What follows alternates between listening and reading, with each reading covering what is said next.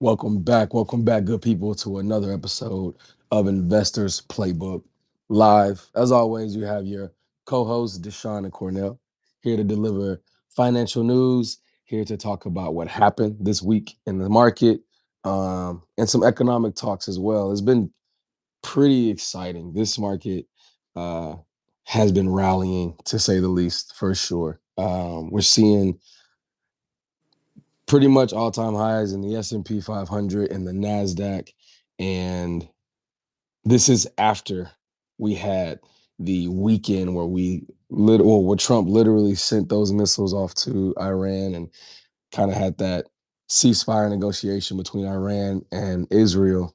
Um, the market is definitely doing something that we did not predict, but that's not, you can't predict the market.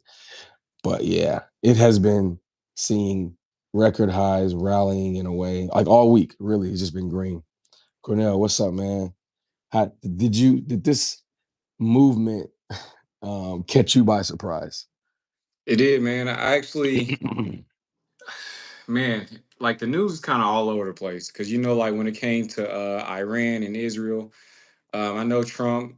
The last time we talked last week, I know Trump was talking about a ceasefire, but then someone was still shooting missiles. So I was thinking, Hmm. man, they kind of like disregarded him. So I was thinking, like, that will have a negative effect on the market. But the exact opposite of what I was thinking happened, which is how the market is. That's why they tell you don't try and time the market. Uh, it's time in the market that makes a difference. So yeah, I have my short term plays, but where I make most of my money is definitely going to be on those long term plays, those long term investments that I've been investing in for years, and I didn't touch. So yeah, even though I was wrong on the short term plays, and I did in my calls because when I'm uncertain, I don't do too many short term plays. Yeah. So, but I did, of course, I kept the stocks that I purchased, the shares that I purchased, and Hmm. those are doing really well. So yeah, we were wrong with what we thought was going to happen. We thought that there was going to be a huge plummet in the market, but because we always hold our stocks no matter what's going on in the market, we still benefit at the end of the day.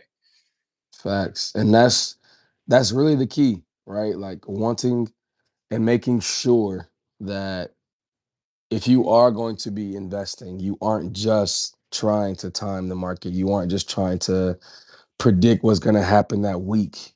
And instead, you have to make sure that you are investing for the long term. That's what we definitely want to promote and let people know, on this platform, right? Speaking of, we appreciate you all for joining the live. Thank you so much. If you are not a subscriber, go ahead and hit that subscribe button. All right.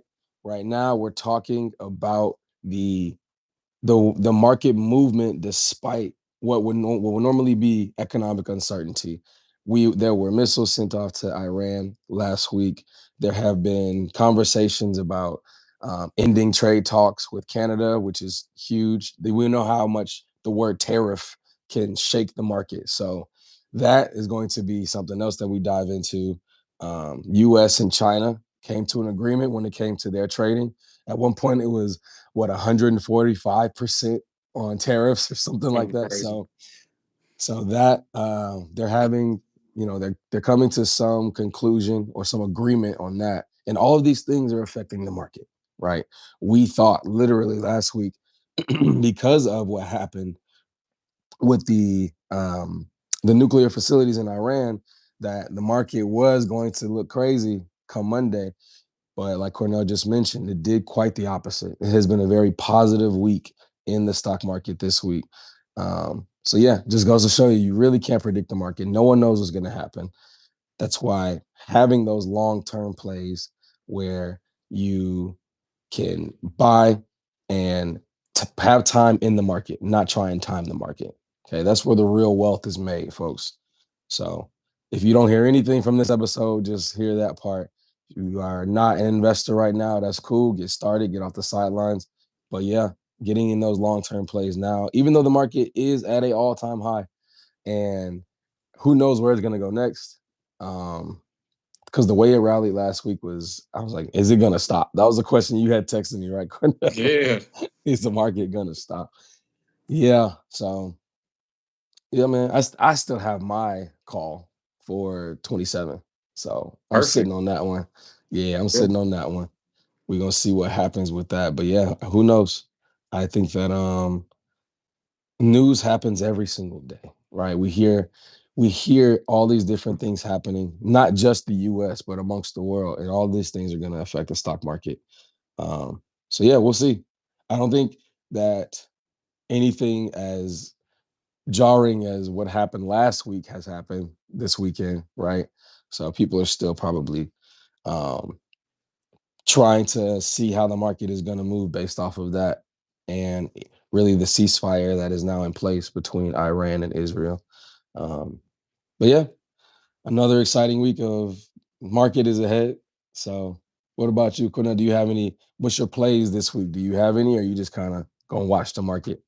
So I'm looking for a drawback, but even if it doesn't, I'm okay because of course I have my regular portfolio. But Hmm. I'll put in some calls if I see like a drawback from last week. Because my thing is, as you said, the from Monday to Friday, the market was going up. At what point are we going to get a drawback? Because Right. it's getting ridiculous. Right now, we just hit an all-time high, so that means whenever you bought, no matter when you bought, you're up right now. If you're in the stock market, if you're in the S&P 500, or if you're in QQQ, you're up right now. Hmm. So this also gives the message of no matter what's going on in the world, as Sean said, there's news every day. You got to make sure that you stay 10 toes down. You got to have those diamond hands because my thing is from every drop, every plummet, every market crash, it is always recovered. We are now at an all-time high. This is evidence to that. Okay. If it didn't recover, we wouldn't be at an all-time high. Facts. Facts. Literally. Yeah. Over time, I think that is a very powerful thing to be said. If you've invested in the stock market, S&P 500, QQQ, at any point, you're up right now because the market is closest to its high, the highest it's ever been. So, yeah, all of the uncertainty that happened over the years, yes, there were times when people may have bought high and then the market went down, but it's past that number over and over again. So, yeah, you can't really it, hindsight is what they say, hindsight is 2020, but no one can see into the future, right? All we can do is use the past data to try and make those decisions on whether or not we're going to, invest in whatever companies. But history has told us that the market is always going to go up, Mhm. despite any of the falls that happen or the uncertainty that happens. So, yeah, I think that I'm in the same boat as you. Because of the rally of last week, I do feel like we could see a bit of a pullback. People are going to take in some of those gains. Um, and yeah, lock in some of those gains. I even want to look more into how gold moved this week. I was so focused on the S&P 500 and QQQ that I forgot to look at what gold was doing this week. But yeah, I'm gonna have to look into that. Maybe we can Uh, go Gold is ahead. down. Gold is down Gold is down 3%. for the Yeah, week. for five Okay, past 5 days. got you. So yeah, so a little bit different. What we thought was going to be people moving from uncertain assets and uncertain investments into more stable like gold, that they did the opposite. But what I was thinking is while we may think there's uncertainty, some people may feel like the government is giving them a sense of certainty. I know a lot of Mm, positive news has been going out also, like now that they're agreeing to the ceasefire and Iran is no longer going to retaliate, things like that. I don't know how true it is, but we'll see in the near future. mhm. Also, they're saying that we reached a trading truce with China, which is huge, Yeah. right? And I know they say that Donald Trump negotiated the 5% for NATO, NATO. So like we'll Mhm. see we'll see how everything goes. If like the news holds up, and if it does, then maybe we do have a reason for the stock market to be rising. Yeah, that's true too. So Um, we one situation doesn't equal uncertainty because there are a lot of things that are making people feel comfortable, right? Everything you mentioned, agreements amongst different nations, and overall a sense of more security. Um, yeah, so yeah, you might be right, bro. yeah, Maybe taking that single situation and saying that that's going to create uncertainty. Yeah, it's a lot more complicated than that, you know. So that's good, man.